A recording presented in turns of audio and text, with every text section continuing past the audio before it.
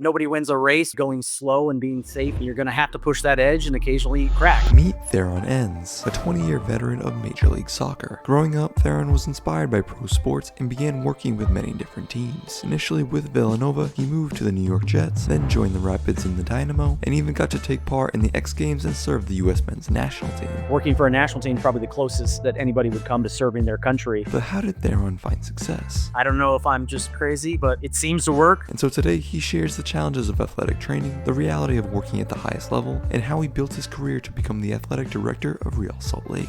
What was life like growing up? Our father was a minister, so there was no traditional home for us. I had started moving from Chicago to Michigan and California. When I went to college, I thought I was going to be a sports medicine doctor, but then I kind of realized the doctor's not there every day. He's usually there only on game days, and that's what kind of led me to athletic training. How would you summarize your first experience with Villanova? I did men's and women's soccer. I wasn't your traditional sports fan who hated soccer and thought it was this stupid European sport. One of my freshman athletes that year was Jim Curtin, who ended up playing in the league and then being a coach for Philadelphia for a long time. After that, you went to the New York Jets. What does a typical day look like as an athletic trainer? When I was with the Jets, I mean, the hours were so much greater. In training camp, we were up at 5 in the morning. Then you eat real quick, and then it's straight over to the first treatment session. Get those guys treated up. During the meeting, you're working on the long-term rehab guys. Then everybody breaks out of the meetings, and then we would end up hitting the field. It'd be about 2 hours on the field, taking care of athletes, making sure they're hydrated, watching for injuries, working with guys on the side who were coming back from injury, repeat and do it all over again. I remember days that we would be done with treatments at 8 and 9 o'clock at night. Then you'd sit down, do your paperwork, go back home, and it kind of showed me what the profession requires of you. Describe your first experience with the U.S. international camp. I was already in MLS, and I knew Ivan Piera, who was the head trainer for the men's national team at the time. I said, hey, if there's ever a chance to come to camp, I'd love to do that. It was an honor to be there. Working for a national team is probably the closest that anybody would come to serving their country. It was great to do that, but very similar. Long hours, lots of double days, practices. Bruce Arena was the coach going into a new environment. This is a much higher level. We had guys from Europe and MLS coming in. I just have to step up my game and prove that I belong. And so that was a great experience. Now I want to dive into the Colorado Rapids. Can you talk about like the evolution with them? Colorado was my first opportunity to get into MLS. They wanted somebody to be the assistant athletic trainer and be the equipment manager. This was 99, my first year in the league. It was long hours, getting everything ready for practice, treatments and taping, doing on-field rehab, also helping the coaches move things around, and then coming back in the building and doing treatments again, then cleaning up and doing laundry. It was a crazier time in MLS. I was the assistant there for about a year and a half. Midway through the year, the head athletic trainer moved on, and they came to me and we want you to be the interim head trainer. I had 3 months to prove myself. At the end of the year, we had a coaching change, and he didn't bring anybody with him, and I stayed there for another 7 years. The opening of the new stadium. Pretty proud moment to see a soccer-specific stadium. I tell people it's like the first time you buy a house versus having rented your whole life. There's like a sense of an establishment here, and it's going to be a long-lasting thing. So after that, you did a little bit of time with